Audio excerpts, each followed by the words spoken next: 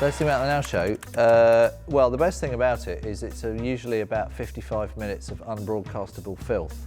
But you wouldn't know that unless you came to the recordings, because we very carefully make sure there's 29 minutes of nice Radio 4 friendly comedy.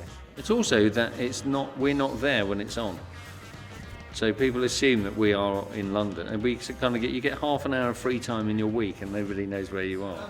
Because obviously we're not allowed to fake anything anymore. This is a topical show, and if we had pre-recorded it, how could we possibly know what a glorious, cloudy, freezing, snowy, foggy, scorching Christmas day it was, and what a peaceful, agonising, puzzling, tedious week it has been as the world calms down after global crisis, slips deeper into financial mire, deals with the alien invasion. Marcus isn't really that angry in real life. He's more angry than that. When he arrives at rehearsal, it's sometimes smoke sort of rising gently off the corduroy. And it can be anything. It can be about a sandwich, it can be about his journey, it can be about broadband. I've been trying to modernise the Queen's Peach for years now. It's not easy. We started on the wrong footman when my dyslexia kicked in and I unfortunately misread the brief. You know, sometimes when you're dyslexic, you panic and you sort of lunge for a word that you hope you've got right. And pleasing though it may sound, the Queen's Christmas massage is not what they want. I turned up at Buckingham Palace with towels, a tall Swedish man named Sven, some baby oil and perfectly honourable intentions. There's no pleasing some folks. Thank goodness Edward was there or I'd have had to send Sven home empty-handed. He looks like a Viking, is the key thing about Mitch. Yeah, although he's had his hair slightly de-Viking-ised, hasn't he, recently? I don't think he's done any pillaging recently. No. He's got a very small guitar which produces a very large range of noises as well. It's a very clever sort of digital guitar thing, which I'm very impressed by. You go chung, it sounds like Jimi Hendrix. Flick one button, sound like George Formby.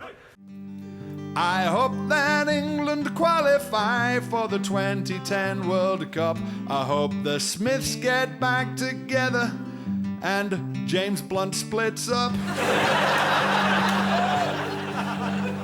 I'll just let you savour that image for a moment. The thing about John Holmes, other than his height. Ooh. He got married quite recently to a woman who's much taller than him, I assume. Purely... It might possibly be someone he met, you know, in the Playmobil collection. Yes.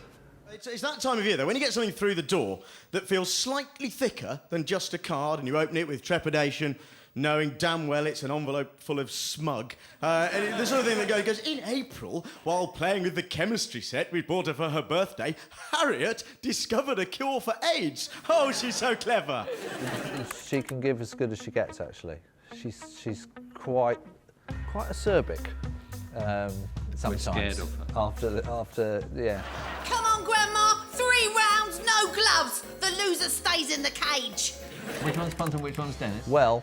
Which one are you, Dad? If you ask the...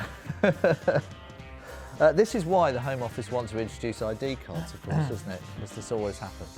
Well, for the first 20 years, we had an agreement that he would be Punt. Yeah. But now, I'm Punt. Yeah. And you're Dennis. Yes, apart from for tax purposes, where I'm Smith.